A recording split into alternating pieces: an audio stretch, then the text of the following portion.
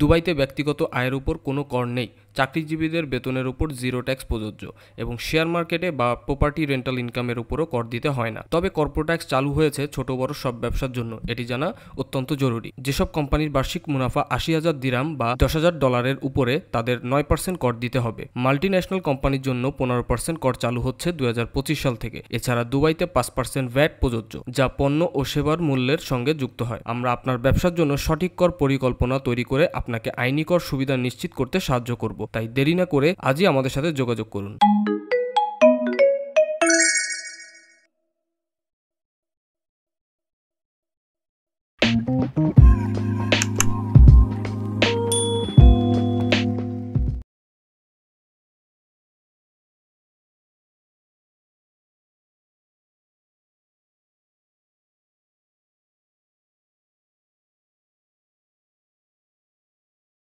আপনি যদি দুবাইতে ব্যবসা পরিচালনা করেন, তাহলে আমাদের কর পরামর্শ ও ফাইলিং পরিষেবা নিতে পারেন।